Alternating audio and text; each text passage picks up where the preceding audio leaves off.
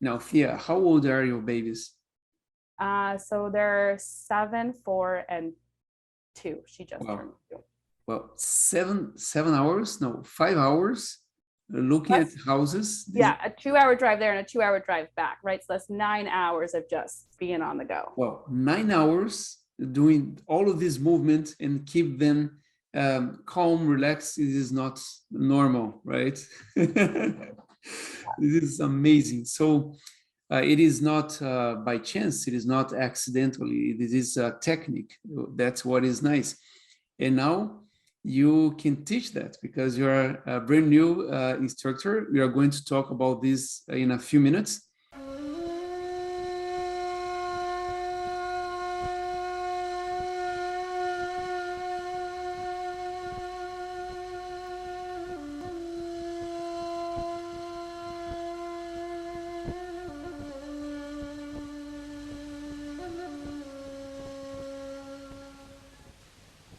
Today, our talk is with Thea Willette, and she has a couple of stories, interesting stories for women. She's been developing some work with women, and she started being a practitioner for Quantum Touch in 2019, and now she's a brand new instructor. So she's ready to teach Quantum Touch. Welcome, Thea. Thank you. Thanks for having me. Thea, you told me once your story about your most recent pregnancy. Can you share with us about that? It's a beautiful story and safe. You were very confident thanks to using the techniques of quantum touch, right? Hmm. Yeah, so I have 3 babies. My first 2 pregnancies, they were very smooth. My first, there was some cervical issues, and then it seemed to be okay. My second one, I had to be induced. And then with my third, I had already known quantum touch. So throughout my pregnancy, I was always sending quantum touch, running energy into me and to my baby. And yeah, it was a lovely pregnancy. I really enjoyed it. It was, in terms of life situations, by the time I got to my third pregnancy, we were doing a lot of changing in our life. So externally, there was a lot of stress. Uh, so I felt really grateful to have the techniques of quantum touch because I could just run that energy to calm me down and to enjoy the pregnancy with my baby. And um, it was beautiful. And then when it came to labor, so my due date was April 1st, 2020. So you could imagine how I felt coming into March of 2020. And at that point, my husband was living away on business, and I wasn't sure if he was even going to make it home to us for the delivery. Um, so I just kept running the energy and imagining with the intention that my husband would be home, everything would run smoothly, it'd be a nice, easy labor. And essentially, that's what I had gotten. My husband had gotten back in time. My daughter ended up going 9 days late. So she was actually born April 9th, which was great. Um, and at that point, I had been a part of a group of quantum touch. Um, some of us were practitioners, some of us were just students, people who knew the techniques. And we would run energy, and we got together once a week, and we were running energy to another participant in our group. And then as my due date was approaching, they were like, well, hey, Thea, why don't we send energy to you? And I was like, that would be great. Yeah. Because this I was starting to be overdue. And I was like, awesome, the energy is going to put me into labor. So they sent me energy, and then nothing happened. And I was like, oh, well, I guess my body's doing what it needs to do. And then we met a second time, and they sent me energy again. And it just felt so like supportive, so like loving and supportive. And that was really beautiful. And then when I did go into labor, I started noticing the contractions probably around 8 o'clock in the morning. But being 9 days overdue, at that point, any sort of feeling in your body, like, is this it? Is this it? And then you don't want to get your hopes up or whatever. So I didn't think anything of it. I didn't tell my husband or anything. I just got up, started making breakfast for the family. And then after breakfast was done, I had gone downstairs. And the way I love about energy is it shows up in different ways. throughout my entire pregnancy, I was running energy to myself that I would just have a beautiful pregnancy and a great labor and a sleeping baby. And that was kind of my mantra. I wanted a low risk pregnancy, a quick delivery, and a sleeping baby. And that was always where my intentions were going. And everyone would laugh at me, but it happened. So earlier in my pregnancy, I had learned about, they call it like a labor project. So the idea is when you're in labor, you're not just using that time to focus on the pain that you're in labor. You use that time to focus on a project. So it kind of like keeps your mind busy as you're going through labor, which I thought was a really cool idea. And then when the pandemic had started, I started sewing masks for the local nurses. They really wanted masks and scrub hats. So that's what I did. We made breakfast. I went downstairs into my sewing room, which was a part of the kids' playroom. I was busy doing my sewing. The kids were busy just playing around. So it was lovely. Every time a contraction came, I just had to like stop and like brace myself on the counter. And I would just breathe through the contractions. And then it passed. I wrote it down because my husband was all about, you need to write it down because if they get really close, we need to call the midwife. And I just kept going about my day. And that went on for a couple hours until my husband was like, are you sure? Like, maybe we should call the midwife. We had been planning a home birth. And finally around 12 o'clock, I was like, okay, I guess I'll call the midwife. My contractions were like, sometimes they were 6 minutes apart, sometimes they were 3 minutes apart, and then it would go 7 minutes apart, and then 4 minutes apart. So it's kind of like all over the place. So I didn't want to call too soon either. Mm-hmm. So I finally called at 12:30, and the contractions were still manageable. I was still breathing through them. I got some lunch for myself. The midwife showed up around 1 o'clock in the afternoon. And that was when I was like, okay, yeah, this is definitely happening. They checked me and I was already 8 centimeters dilated, which I was ecstatic because I still felt great. Like I didn't feel like I would be 8 centimeters apart. I thought I was gonna be like 4, maybe. Like I thought I was still in the early stages. So when they said I was already 8 centimeters, I was like, oh wow, this is gonna happen. So I quickly texted 2 of my friends who understand energy. And I was like, okay, this is happening, baby's coming, like send me energy. And then we went back into the bedroom, and then that was when the contractions really picked up. And it was really just that last 15 minutes of my labor where it felt really intense. And I had that feeling of like, I'm never gonna get through this, like this hurts too much. Like that was that moment where it's like, this is too intense. But then I was able to just breathe and draw on that energy that I had been given. I drew on the energy of my group that had sent me energy, of my friends who were now sending me energy, of all the women who have had babies before me and done this naturally. I just kind of like tuned into all of that. And 15 minutes later, my daughter was born at 1:39. So the midwives had just kind of gotten there and got everything set up, and I had a beautiful natural delivery, and my baby girl was healthy. Everything went well. And then I just got to lay at home and snuggle with her. Yes. We have 2 boys. And when my husband realized we were in labor and this is like actually happening, he made them kind of like a snacky lunch and sent them into the basement to watch a movie. Mm-hmm. And then we had Jane. And then he went back down to check on the boys. They were doing great. He gave them a bag of Doritos, let them watch a second movie. So, I mean, the boys were ecstatic because now they had 2 movies in a row and a bag of Doritos. And then, my husband and I just kind of snuggled with our baby as the midwives kind of cleaned up everything. And then as my midwife was leaving, she went downstairs to get the boys to tell them that their sister was born. Mm-hmm. And then they came up. You mentioned a lot of things, very interesting things. I'm going to highlight a couple of them. For example, having a baby in 2020. I'm not talking about 2021 because people already knew about this pandemic. You know, there is this habit, the power of habit. You get used to it. 2020, it was the beginning. It is 200% scary. Mm-hmm. So you're calm. And another good thing is that think about running this energy to during a pregnancy, receiving this.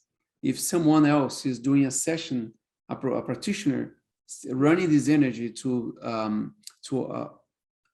woman with a baby, this is special. But now you are doing this for yourself, for your emotions, Mm-hmm. and for your baby. This is such a privilege. And what is beautiful is that it is a privilege, but any woman can Mm-hmm. have this Mm-hmm. experience. This is not something, I always mention that quantum touch is not something that it is something unique only for a certain Mm-hmm. kind of people. No, anyone has access to that.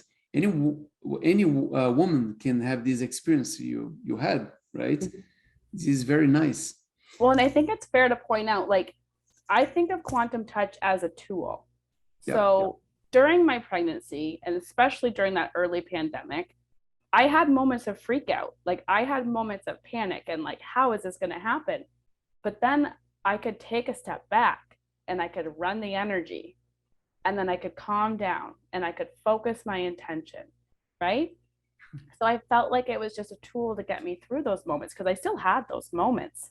It was just now I had a way to go through them, which was very powerful. yes, and this is very realistic. I like Yeah. it because you still had that, Mm-hmm. but you have a tool to have this under control. Mm-hmm. This is what it is, the way this works. So now, as you have this experience, for sure you could notice the difference between the previous pregnancy. I don't know about the other ones we never mentioned, but Mm-hmm. of course there are some differences. Can you please tell us about the first two babies you had and this Mm-hmm. one, this pregnancy? I think all of it was just kind of like a gradual awakening to the awareness of energy. So if we backtrack all the way to the beginning of my story, my profession at that time was I was an ultrasound technician, and I specialized in OB-GYN and worked at a fertility clinic. So I knew a lot about pregnancy and fertility and babies, and I got to be around these pregnant women every day. And right with my first one, I had it you got to bless the first time pregnant mom, because she just gets bombarded with all of these negative stories. And especially working in a setting where that's where I was working, I would get that. And even at that moment, I was like, you know what? I don't want that. I want a low risk pregnancy, a quick delivery, and a sleeping baby. And everyone laughed at me, I, but I I was just like it. like, whatever. That'll just be my laugh line, right? Like, we'll just laugh about that as if Thea thinks she's going to get that. But even with my first, that's what I got. Like, right at 20 weeks, they're like, you have a short cervix. One doctor told me I had to be on bed rest. And I was like, this can't be it. Like, this isn't what I want. And there was a lot of stress through that. But then in the end, I did end up having a quick delivery too. We had him at the hospital, but I almost had him in the car. It did go fast, but at that point, I had had a doula. So it's like I had that energy of the doula, and she helped me through that. And that was really powerful. And then with my second, I guess in between that is when I had miscarriages. And that was when I was really like, what's going on? How is this happening? There's got to be a better way. And that's when I started questioning everything that Western medicine was offering me, because I was starting to do the treatments through the fertility clinic, and it just, I feel like I went crazy and I couldn't do it. And that was when I just had this, like, this knowing, right? This knowing that there had to be a better way. And then, sure enough, the next week I run into this YouTube video where the doctor who said every patient he's had that was infertile or had miscarriages, when they went on a gluten-free, sugar-free, dairy-free diet, they would get pregnant in 3 months. And I was like, I've got nothing to lose. So I did that, and I got pregnant that month. And then I kept that diet because I was like, clearly this did something to my hormones. And I didn't have the cervical issues that I did with my first. And normally, as you get older, the issues just exacerbate, like they get bigger, Oh, right? yes. Mm-hmm. So then with my second pregnancy already, I had a smoother pregnancy. Mind you, I had a lot of heartburn with that one. And then there was a lot of stress around his birth too. And then I ended up having to get induced. And so then going into my third, it was on my mat leave, but after my second, that was when I came into Quantum Touch, because I joined the medical system for this desire to help women and to help people. And seeing that I didn't fit in that system as a patient, and knowing there had to be a better way, or there had to be something more, that was when I came across Quantum Touch. Mm-hmm. And that's when I started learning about the energy. And then when I looked back over my pregnancies, I was like, well, that was right. With my first pregnancy, I had a clear intention. Like, I was going to have a low risk pregnancy, a quick delivery, and a sleeping baby. And I got that. And I was like, I unintentionally used like the principles of Quantum Touch. And I think that's what I love about Quantum Touch, is that it's all natural stuff. We're doing it daily. It's just when you take the Quantum Touch course, it's like you learn the techniques to amplify it. Yeah.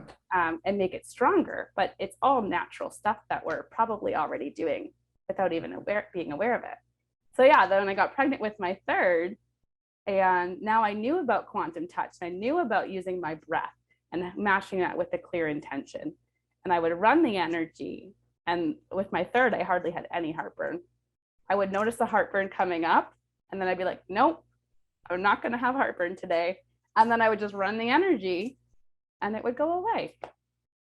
So that was what I noticed. Once again, no hormonal issues with my third, no cervical issues, no issues of delivering early, which is awesome, because now that was another 5-year stretch. Yes, and I guess no fear, right? Yeah, no fear. Yes. So you mentioned doula, right? Yeah. Yes, I knew this word in Portuguese when I was living in Brazil. Doula it's written the same, but it is doula. I didn't know that was a name. Imagine a doula working with Quantum Touch. How beautiful this would be for the mom during the whole process, because there are some doulas who are working with the moms before, right, month before, and at the moment when the baby's coming to this world, right? So imagine this is perfect, in my opinion, for these professionals. It's very nice. Now you have 3 kids. How is the use of this life force energy with your kids? Yeah, no, it's good. I once again, when I notice tensions are getting high in the house, I'll just start running energy and just calm back. Once again, it's like I use it as a tool. So when I have those moments, then I'll run energy, and it just kind of calms down the house. If there's temper tantrums, I'll just take a moment, and sometimes I just have to run energy to myself, because I'll get caught right up in it too. Yeah. So I just take a step back and run the energy, and I find that's really helpful. Or like if they fall, or if they get a cut or a scrape, then they'll always run to me, and I put my hand on like their arm, and I'll just run the energy, and normally like within 30 seconds they're gone. Well, I imagine that some moments the 3 of them are agitated, right? Yeah. Excited and noisy, and so I think it is an occasion also when you use the technique, right? Yeah. So how is that? Can you please give us an example, a real one, a situation, remember? I think the most recent, so we're coming up to a move, and we only have opportunities to go look at the houses on the weekend. So 2 weekends ago, we had to go. And it was about a 2-hour drive to get to these houses. And we were going to visit 7 houses. And we don't have family nearby, or we don't have people we could just drop the kids off. So we had to take all 3 kids with us to go visit 7 houses in like 5 hours, with a 2-hour drive there and a 2-hour drive back. Too much. It was a lot. I was like, you know what? I'm just going to run energy into this trip. That it's going to go smooth. We're going to have so much fun. It's going to be an adventure. And yeah, I ran the energy, and then we kind of planned it out. So my husband and I agreed that we were going to wake up and eat breakfast ourselves, get breakfast for the kids. Then we were going to wake the kids up, get them dressed, feed them breakfast in the car.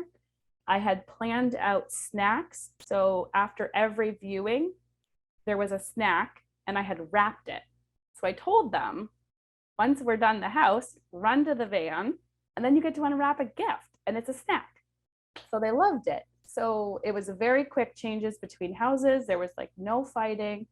Everyone was excited to get the snacks. At one point we had enough of a break to do a picnic lunch at a park. There just happened to be a park right around the corner from the one house, which was awesome. And then we had the intention we were going to stop for ice cream at some point because we knew that would definitely be a good card to play if things were getting rough, but they didn't even care for that. They didn't even ask. And after the last one, we drove home and we got to all 7 houses in, just under 5 hours. And then as soon as we got home, we were supposed to go to a birthday party. So of course my husband and I were tired. We just wanted to rest. And my oldest, he couldn't wait till we got home because he needed to go to this birthday party. Yes. As soon as we got home, he was gone. Now, Thea, how old are your babies? So they're 7, 4, and 2. She just turned 2. Well, 7 hours? No, 5 hours looking at houses. Yeah, a 2-hour drive there and a 2-hour drive back, right? So that's 9 hours of just being on the go. Well, 9 hours doing all of this movement and keep them calm, relaxed. It is not normal, right? This is amazing. So it is not by chance. It is not accidentally. This is a technique. That's what is nice. And now you can teach that because you're a brand new instructor. We are going to talk about this in a few minutes.